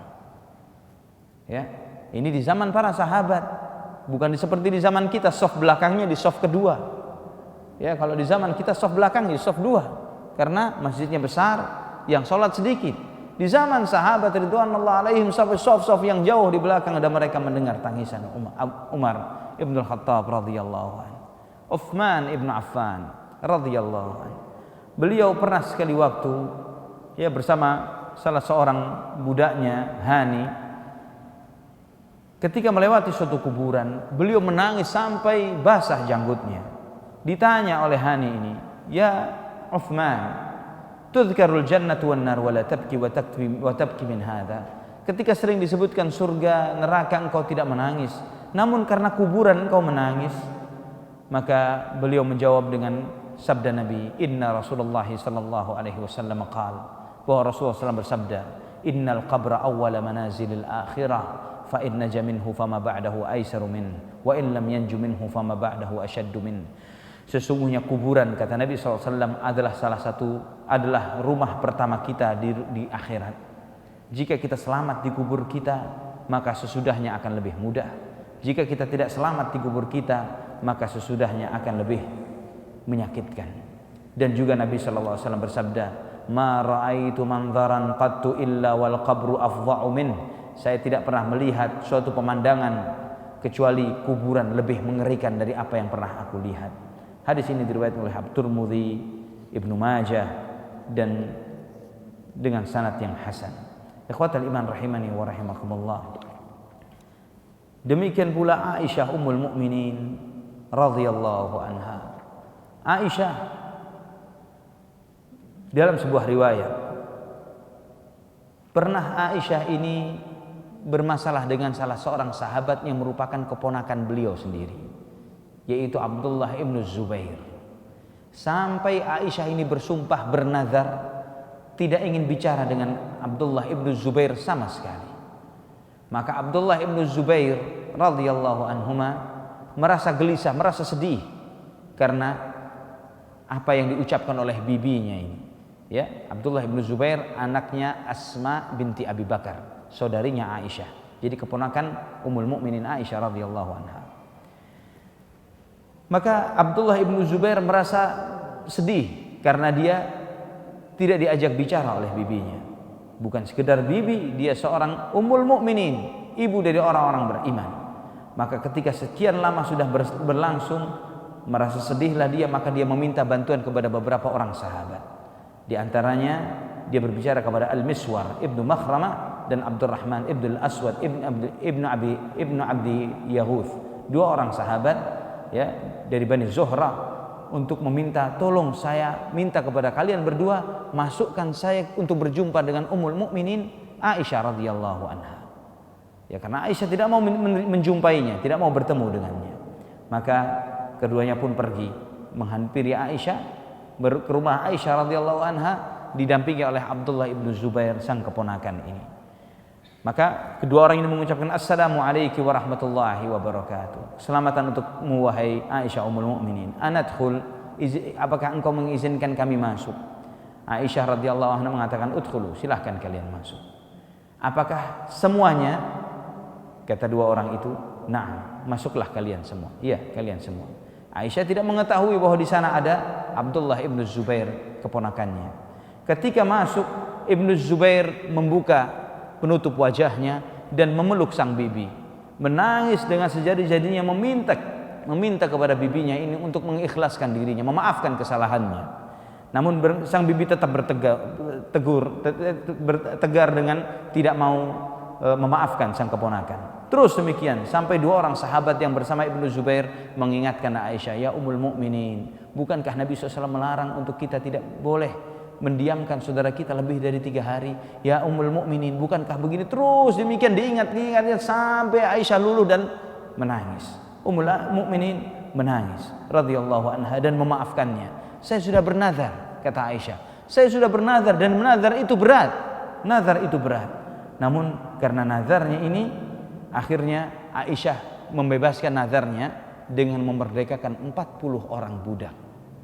Membebaskan nazarnya ini karena sudah terlanjur nazar, dia membebaskan nazarnya dengan memerdekakan 40 orang budak. Dan setiap kali dia mengingat nazarnya itu, dia menangis karena takut kepada Allah Subhanahu wa taala, sampai diriwayatkan kerudungnya sampai basah karena tangisannya. Ikhwatal iman rahimani wa rahimakumullah. Banyak para sahabat yang lainnya. Saya sampaikan di antaranya adalah Salman Al-Farisi radhiyallahu anhu. Ketika sakit di akhir hayatnya, Salman ini didapati menangis. Ditanya oleh para sahabat, ya akhi, ma yuki, kenapa engkau menangis? Bukankah engkau semasa hidupmu telah menghabiskan waktumu bersama Rasulullah sallallahu alaihi wasallam? Bukankah engkau telah beramal begini begitu, memiliki jasa yang luar biasa? Kata Salman Al-Farisi, ma abki wahidatan min ithnatain. Saya tidak menangis karena 2 hal. Ma abki ala dhinnan lid dunya wala karahiyatan lil akhirah. Saya tidak menangis karena pengen lama di dunia, dan saya juga tidak menangis karena takut akhirat. Saya menangis karena walakinna Rasulullah sallallahu alaihi wasallam ahida ilayya ahdan. Namun Nabi pernah berbuat memberikan komitmen janji kepada aku. Fama urani illa qad ta'adda itu. Namun saya telah melampaui komitmen itu. Saya telah melanggar janji tersebut. Ditanya, apa janjimu kepada Rasulullah sallallahu alaihi wasallam? Janjiku kepada Nabi, ahida ilayya annahu yakfi ahadukum mithla zadir rakib. Dia telah meminta komitmen kepadaku, hendaklah harta yang aku miliki tidak lebih dari harta yang dibawa oleh orang yang mau bepergian. Seorang musafir mau pergi, membawa harta yang secukupnya. Segitu yang seharusnya harta yang harus saya miliki. Walau urani illa qad ta'adda itu. Namun ketika saya hitung-hitung, ternyata hartaku lebih banyak daripada bekal yang dibawa oleh seorang musafir. Wa ma anta ya Sa'ad. Kemudian dia menasihatkan kepada yang bertanya ini, fattaqillaha inda hukmika idza hakamta. Bertakwalah kepada Allah ketika kau menghukumi seseorang. Wa inda qasmika idza qasamta, dan ketika engkau membagikan harta, bertakwalah kepada Allah Subhanahu wa taala. Wa inda hammika idza hamamta, dan di setiap keinginanmu hendaklah engkau bertakwa kepada Allah Subhanahu wa taala. Fabalaghani annahu ma taraka illa bid'ata wa 20 dirhaman min nafaqatin kanat indahu. Maka kata para sahabat, ketika wafat meninggal dunia Salman Al-Farisi, beliau hanya memiliki harta tidak lebih dari 20 dirham. Ya, 20 dirham yang dia tinggalkan untuk keluarganya, untuk menjaga janjinya kepada Rasulullah sallallahu alaihi wasallam. Ikhwatal iman rahimani wa rahimakumullah. Ada beberapa kiat, ada beberapa cara yang kita bisa gunakan, kita bisa lakukan agar kita bisa menjadi termasuk hamba-hamba Allah yang menangis karena takut kepada Allah. Ada amalan-amalan, jika kita semakin melakukan ini, semakin lembut hati kita dan semakin kita takut kepada Allah Subhanahu wa taala. Yang paling awal, yang pertama, yang paling utama adalah bertakwa kepada Allah. Bersungguh-sungguh di dalam takwa dan ikhlas. Ya, inti dari takwa adalah ikhlas, bukan dari apa yang dilihat oleh orang. Namun keikhlasan kita, ketika hati kita lebih semarak dengan ibadah yang dilakukannya ketimbang apa yang dilihat oleh orang, itu ikhlas. Ketika kita beribadah kepada Allah, hati ini lebih makmur dengan ibadah ini ketimbang apa yang dilihat oleh manusia. Ikhwatul iman rahimani wa rahimakumullah. Nabi sallallahu alaihi wasallam bersabda, "Thalathun man kunna fihi wajada halawatal iman." Ada 3 hal, barang siapa yang memiliki 3 hal ini maka dia akan mendapatkan merasakan manisnya iman. Yang pertama, hendaklah Allah dan Rasulnya lebih dia cintai dari apapun yang lainnya. Mencintai Allah dan Rasulnya melebihi apapun yang ada. Kemudian yang kedua, tidaklah dia mencintai seseorang kecuali karena Allah Subhanahu wa taala. Kemudian yang ketiga, bencinya dia untuk kembali kepada kekufuran setelah Allah menyelamatkannya, sebagaimana bencinya dia ketika ingin dilemparkan ke dalam api neraka.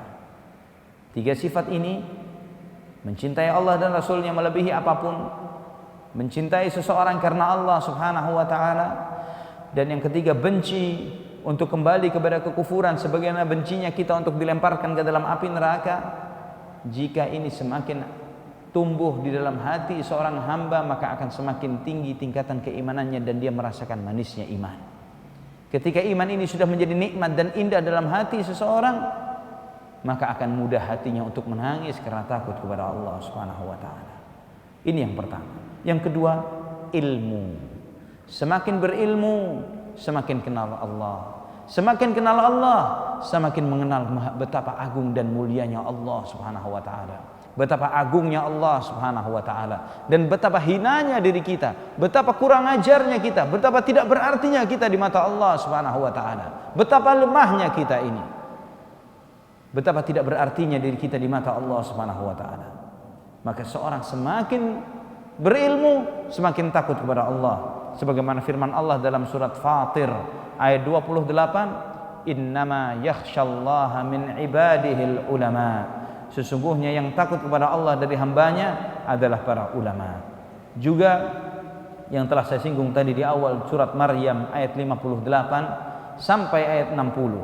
Allah berfirman, "Ulaika alladzina an'ama Allahu 'alaihim minan nabiyyin min dzurriyyati Adam wa mimman hamalna ma'a Nuh wa min dzurriyyati Ibrahim wa Israil wa mimman hadaina wajtabaina idza tutla 'alaihim ayatul rahmani kharru sujjadan wa bukiyya fakhalafa min ba'dihim khalfun adha'us salata wattaba'us syahawat fasawfa yalqawna ghayya illa man taba wa amana wa 'amila salihan faulaika yadkhuluna al-jannah wa la yudhlamuna syai'a."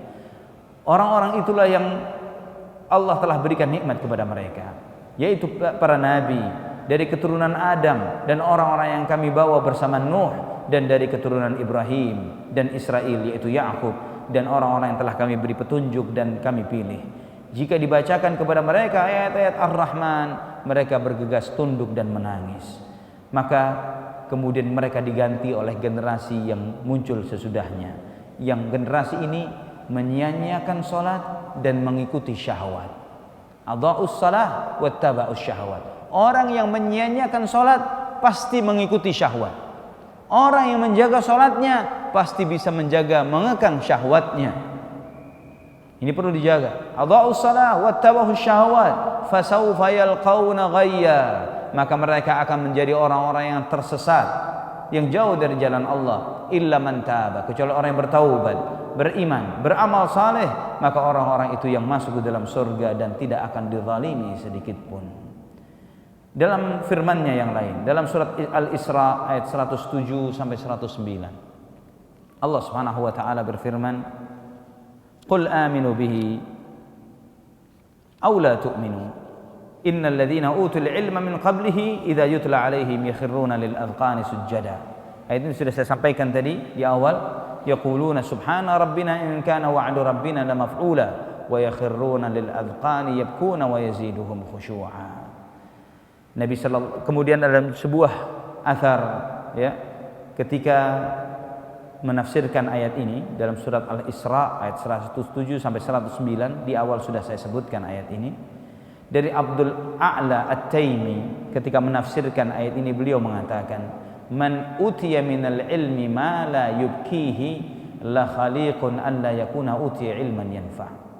Barang siapa yang bertambah ilmunya namun tidak mudah menangis karena takut kepada Allah, maka bisa jadi ilmunya adalah ilmu yang tidak bermanfaat. Karena Allah Subhanahu wa taala menyebutkan tentang ciri para ulama, "Qul aminu bihi aw la tu'minu."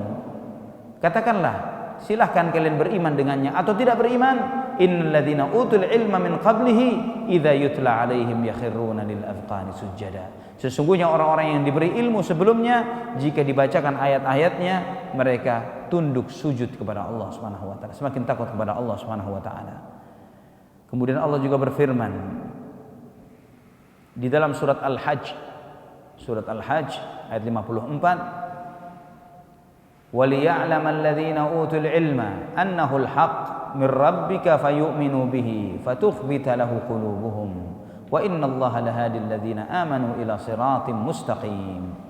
Dan hendaklah orang-orang yang diberi ilmu mengetahui bahwa Al-Quran itu adalah hak dari Tuhannya, benar dari Tuhannya, maka mereka beriman dan hati mereka menjadi tunduk terhadap Al-Quran. Dan sesungguhnya Allah sungguh memberikan petunjuk orang-orang yang beriman kepada jalan yang lurus.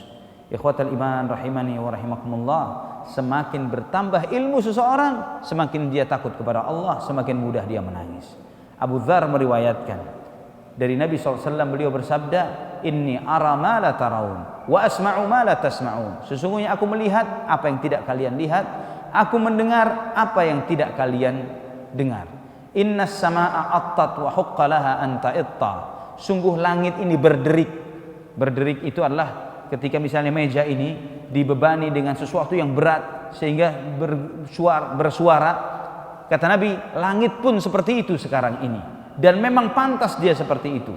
Ma fiha mawdi'u arba'i asabi' illa wa malakun wadhi'un jubhatahu sajidan lillah. Karena di langit ini, kata Nabi, setiap ada 4 jari, di situ ada kening malaikat yang sujud kepada Allah Subhanahu wa taala. Wallahi lau ta'lamuna ma a'lam, kata Nabi, para malaikat itu takut dan sujud kepada Allah. Dan demi Allah, andai kata kalian mengetahui seperti yang apa aku ketahui, la dhahiktum qalilan wala bakaitum katsira. Sungguh kalian akan sedikit tertawa dan banyak menangis. Wa ma taladzzatum bin nisa'i ala al-furushat wala kharajtum ila as-su'udati ta'jaruna ila Allah. Dan kalian tidak akan menikmati istri-istri kalian, dan kalian akan keluar ke gunung-gunung untuk memohon pertolongan kepada Allah Subhanahu wa taala, beribadah kepada Allah. Semakin bertambah ilmu, semakin bertambah rasa takut kepada Allah, semakin mudah dia menangis karena takut. Ini kiat yang kedua, menambah ilmu yang bermanfaat. Ilmu yang bermanfaat adalah ilmu yang berbuah amal. Kiat yang ketiga, agar mudah kita menangis kepada Allah, sering mengingat mati. Sering mengingat mati. Nabi SAW berpesan, memerintahkan kepada kita, akthiru dzikra hadhimil ladzat. Perbanyaklah untuk mengingat-ingat segala yang memutus segala kenikmatan. Al-maut, yaitu kematian. Karena seseorang yang mengingat kematian ketika dia susah hidupnya, maka Allah akan lapangkan. Dan ketika dia mengingatnya ketika dia lapang, maka dia tidak akan melampaui batas karena sering-sering mengingat kematian. Ikhwatul iman, tidak ada yang menghancurkan kenikmatan apapun yang sedang kita nikmati saat ini melebihi sakaratul maut. Ketika ruh ini perlahan ditarik oleh malakul maut untuk keluar dari jasad ini. Tidak ada yang lebih mengerikan kecuali perjalanan akhirat yang setiap kita pasti akan menjalaninya. Maka Nabi menjadikan orang yang pandai, orang yang cerdas, orang yang bijak adalah orang yang paling banyak mengingat kematian. Ketika ada seorang dari Ansar mengucapkan salam kepada Nabi dan bertanya, "Ya Rasulullah, ayyul mu'minina afdal?" Orang mukmin siapakah yang paling baik? Nabi menjawab, "Ahsanuhum khuluqa." Mukmin terbaik adalah yang paling baik akhlaknya. Kemudian orang ini bertanya lagi, "Fa ayyul mu'minina aqyas?" Orang mukmin yang manakah yang paling bijak, yang paling cerdas, yang paling berakal, yang paling dewasa? Dijawab oleh Nabi, "Aktsaruhum lil mauti dzikra wa ahsanuhum lima ba'dahum isti'dada ulaikal aqyas." Orang yang mukmin yang paling bijak adalah yang paling banyak mengingat kematian dan yang paling baik mempersiapkan diri untuk kematiannya. Paling banyak ingat mati dan paling baik mempersiapkan diri untuk kematiannya. Merekalah orang-orang yang paling bijak, kata Nabi SAW. Hadis ini diriwayatkan oleh Ibnu Majah dan dihasankan oleh Syekh Al-Albani rahimahullah dalam silsilah as-sahihahnya. Yang ketiga, banyak mengingat mati. Yang keempat, banyak mengingat peristiwa-peristiwa setelah kematian. Mengingat kematian itu bukanlah hal yang mudah. Ya, kita bayangkan berakhirnya mati kita adalah berakhirnya waktu kita untuk ibadah kepada Allah. Lisan sudah tidak lagi bisa berzikir, kening sudah tidak lagi bisa lagi untuk sujud, tangan dan kaki sudah tidak bisa lagi digerakkan untuk beribadah kepada Allah. Di saat itu, maka Nabi mengingatkan, akhir kalimat la ilaha illallah akan menyelamatkan seorang hamba dari dosanya dan menyebabkan dia masuk ke dalam surga. Kalimat terakhir la ilaha illallah. Dan setiap kita akan mengucapkan kalimat terakhir kita. Setiap kita akan mengalami hari terakhir kita, siang terakhir atau malam terakhir yang besoknya kita sudah tidak ketemu lagi siang. Setiap kita akan mengalami berpakaian yang terakhir kalinya. Nanti akan ada orang lain yang melepaskan pakaian kita. Ya, setiap kita mungkin akan mengalami hal itu semuanya. Mandi sendiri untuk terakhir kalinya, pasti kita akan mengalami itu. Cepat atau lambat itu pasti terjadi. Dengan kita selalu mengingat kematian, kita akan mudah untuk menangis karena takut kepada Allah Subhanahu wa taala. Kemudian yang keempat ini, mengingat apa yang terjadi setelah kematian. Karena ini bukan tempat peristirahatan terakhir seperti yang sering diucapkan oleh manusia. Kalau mati adalah peristirahatan terakhir selesai, maka selesailah segala urusan, nikmat. Namun ternyata tidak. Itu awal masalah yang tidak ada ujungnya. Awal masalah yang tidak ada akhirnya. Masalah di dunia sebesar apapun masih bisa ditunggu ujungnya. Minimum atau maksimalnya adalah kematian kita. Namun di akhirat, ketika seorang menghadapi masalah di akhiratnya, di alam barzakhnya, maka ini adalah awal masalah yang tidak ada ujung-ujungnya. Malaikat munkar dan nakir, seperti apa wujudnya? Bagaimana dia menghardik kita dan menanya kita? Bagaimana apa yang akan kita lihat yang terjadi? Ikhwatal iman rahimani wa rahimakumullah. Mengingat peristiwa di kuburan, peristiwa surga atau neraka, jahannam, sirat, hisab, itu semua hal-hal yang sangat mengerikan. Jika seorang hamba mengetahui ilmunya, akan mudah dia akan menangis karena takut kepada Allah. Jangan mengira bahwa itu semuanya masih jauh dari kita. Innahum yarawnahu ba'ida wa narahu qariba. Manusia sering mengira bahwa itu semuanya jauh, namun kata Allah, kami melihatnya itu sangat dekat. Nabi bersabda, al-jannatu aqrabu ila ahadikum min syiraki na'lihi wan naru mithlu dzalik. Surga ini sangat dekat kepada kalian, lebih dekat dari tali sandal kalian. Demikian pula dengan neraka. Pernah sekali waktu Nabi SAW duduk dengan para sahabatnya, tidak lama terdengar suara dentuman yang sangat dahsyat, gelegar yang sangat dahsyat. Kemudian Nabi menyampaikan kepada para sahabatnya, tadruna ma hadza? Tahukah kalian apa suara apa ini? Para sahabat mengatakan Allah wa rasuluhu a'lam. Hanya Allah dan Rasulnya yang lebih tahu. Nabi bersabda, hadza hajarun rumiya bihi finnar mundu sab'ina kharifan. Ini batu yang dilemparkan dari tepi neraka jahanam 70 tahun yang lalu. Dilemparkan dari tepi neraka jahanam 70 tahun yang lalu, dan ini baru sampai ke dasarnya. Baru sampai ke dasarnya, kata Nabi sallallahu alaihi wasallam. Dan kita tahu artinya besarnya neraka ini, jahanam sebesar itu, 70 tahun batu yang dilemparkan baru sampai ke dasarnya. Dan Allah berjanji di Al-Quran, la amla'anna jahannama minal jannati wan nasi ajma'in, bahwa neraka itu bakal penuh dengan manusia dan jin. Na'udzubillah, jangan sampai kita termasuk di dalam tumpukan-tumpukan itu. Allahul musta'an. Kemudian Nabi mengingatkan, misalnya hal-hal yang terjadi di akhir zaman. Inna tarfa sahibas suri mundhu wukila bihi musta'iddun yanzuru nahwal arsh. Bahwa malaikat peniup sangkakala sejak diciptakan matanya ini sudah melirik ke atas arsh, kata Nabi sallallahu alaihi wasallam. Makhafata an yu'mar qabla an yartadda ilaihi tarfuhu. Dia khawatir jangan sampai diperintah matanya lagi kedip. Jadi saat ini, kata Nabi, matanya sudah melirik ke arsy, menanti kapan Allah perintahkan tiup, maka dia akan meniup. Wa kana ka'anna 'ainaihi kaukabani durriyan. Dua mata malaikat Israfil seperti dua bintang yang bersinar, kata Nabi sallallahu alaihi wasallam.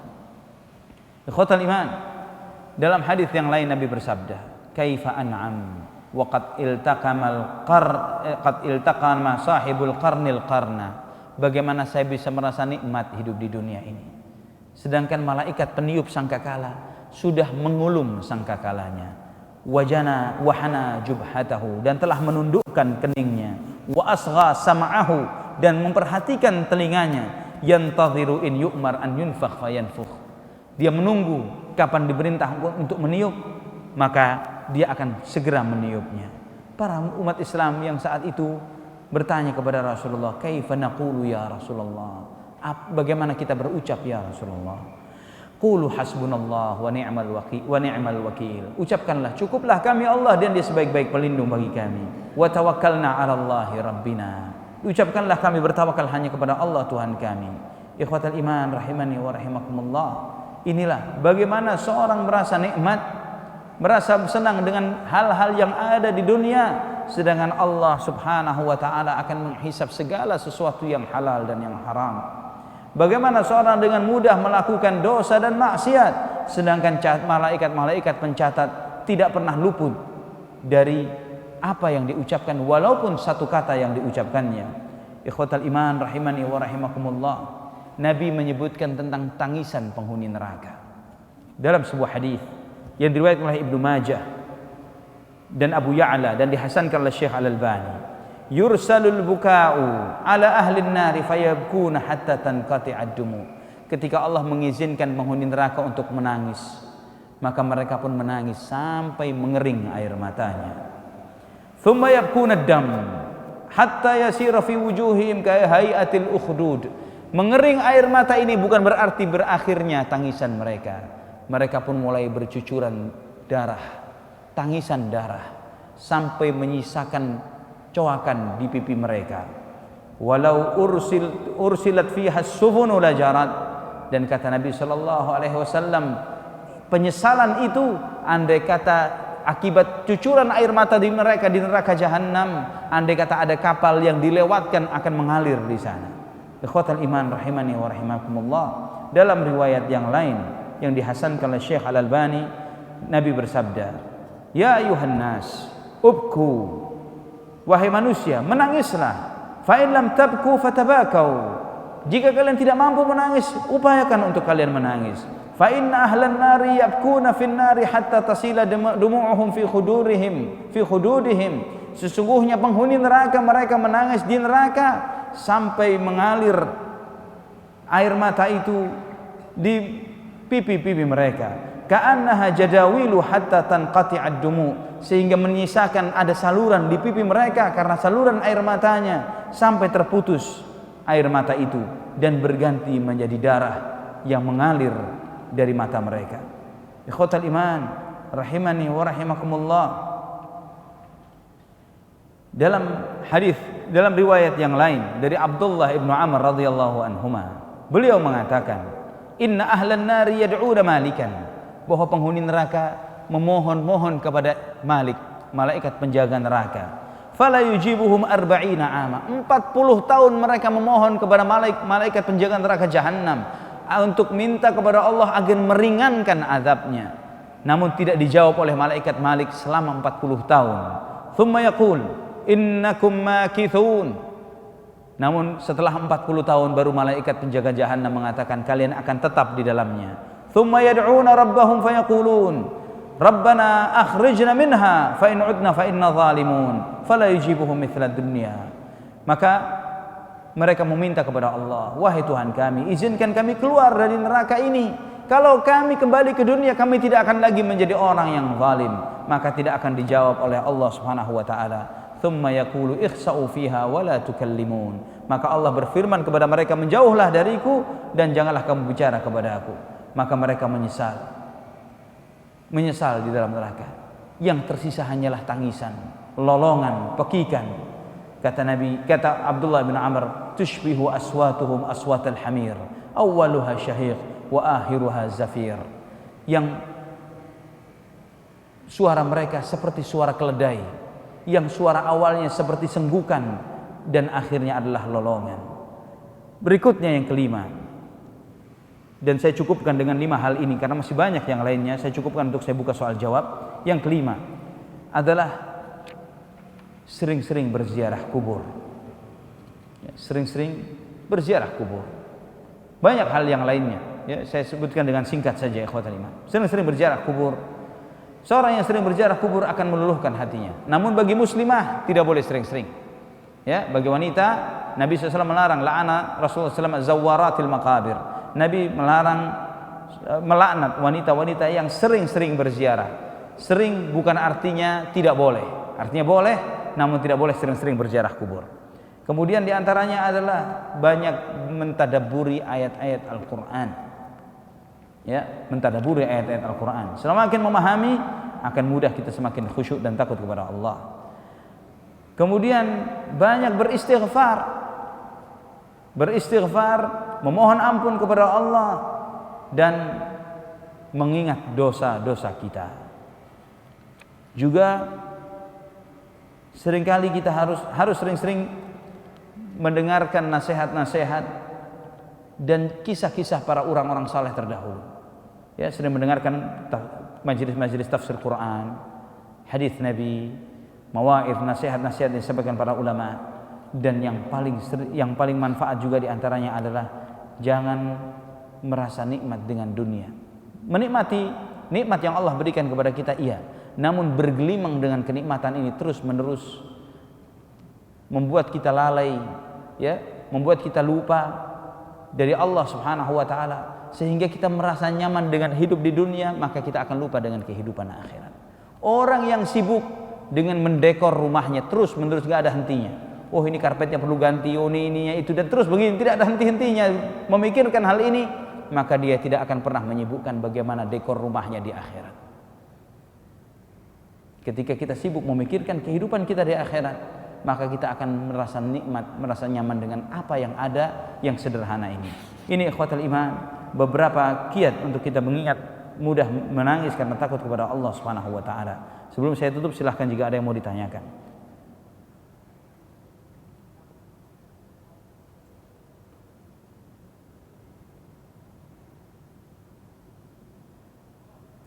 Ada pertanyaan di sini, cara agar mudah menangis sudah terjawab. Kemudian berikutnya, ada seorang yang sering berbuat kasar, tapi terkadang ia menyesalinya dan menangis. Bagaimana cara menghilangkan perbuatan kasar tersebut? Orang bersikap kasar karena memperturutkan emosinya. Seseorang yang memperturutkan emosinya, ketika emosi ini menguasai diri kita, di saat itu setan sedang mempermainkan kita seperti seorang anak kecil mempermainkan bola. Maka ketika kita sadar emosi kita sedang meluap, Nabi SAW menasihatkan agar kita berwudu. Kalau berdiri duduk, ya, ambil air wudu, diam, jangan bicara. Karena setiap pembicaraan orang yang emosi pasti salah. Ucapan orang yang emosi pasti salah.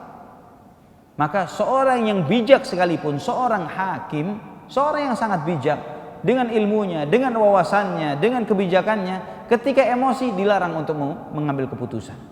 Maka ketika kita menyadari bahwa kita memiliki kelemahan ini, mudah terpancing emosi kita, tahan emosi itu ketika marah, jangan mengucap sesuatu. Ya, atur intonasi ucapan kita.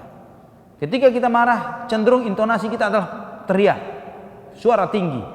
Atur, rendahkan suara itu. Maka itu akan merendahkan, mengurangi tensi dari emosi kita. Dan banyak beristighfar, bertaubat kepada Allah. Dan ingat, seseorang yang pandai menahan emosinya, mereka termasuk orang yang dimaafkan oleh Allah Subhanahu wa taala kelak pada hari kiamat.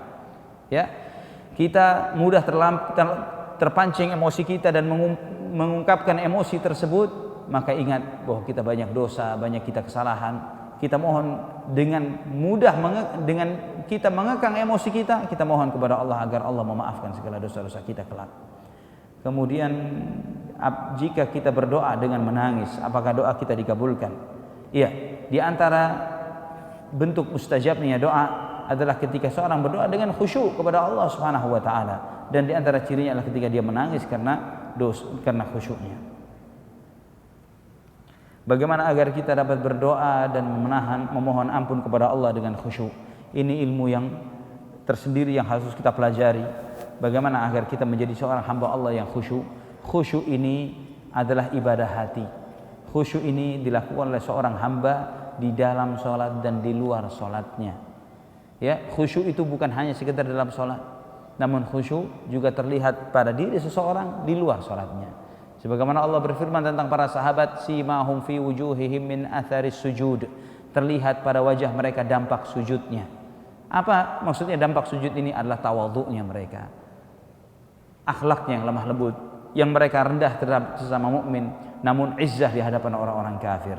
Ya, dan ini adalah ilmu tersendiri sehingga kita harus mempelajarinya secara tersendiri. Para ulama telah menjelaskan tentang bagaimana agar menjadi seorang hamba Allah yang khusyuk.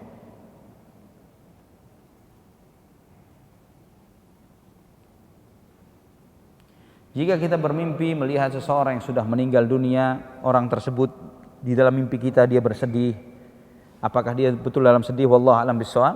Namun kalau kita melihat seseorang di dalam mimpi kita, ya, baik dia dalam kondisi baik, apalagi dalam kondisi yang tidak baik, hendaklah kita banyak beristighfar untuk saudara kita tersebut. Apakah itu orang tua, maka kita harus memperbanyak istighfar. Terutama jika orang tua, lakukan hal-hal yang merupakan bakti kita kepada kedua orang tua tersebut. Bersedekah untuk mereka, beramal untuk amal jariah. Misalnya kita melihat menyumbang untuk masjid, untuk membangunkan sumur di daerah yang kekeringan dan yang semisalnya. Kita niatkan untuk kedua orang tua kita. Ya, kita lakukan hal-hal yang amal jariah, kita niatkan untuk kedua orang tua kita, sehingga menjadi amal yang tidak ada henti-hentinya, menjadi sedekah yang tidak ada putus-putusnya untuk kedua orang tua kita. Wallahu a'lam bishawab. Ada lagi? Baik, ikhwatal iman rahimani wa rahimakumullah. Jika tidak lagi yang ditanyakan, sampai di situ apa yang bisa saya sampaikan, dan semoga Allah Subhanahu wa taala menjadikan kita sebagai hamba-hambanya yang bertakwa, yang takut kepada Allah Subhanahu wa taala, menjadikan kita menjadi hamba-hambanya yang khusyuk, yang tunduk kepada Allah Subhanahu wa taala, tunduk hati kita, mata kita, telinga kita, tangan dan kaki kita hanya kepada Allah Subhanahu wa taala, yang berbuahkan rasa takut dan mudah terenyuh, mudah lembut hati kita dengan menangis karena takut kepadanya. Aqulu qouli hadza subhanakallahumma rabbana wa bihamdik asyhadu an la ilaha illa anta astaghfiruka wa atubu ilaik. Wassalamualaikum warahmatullahi wabarakatuh.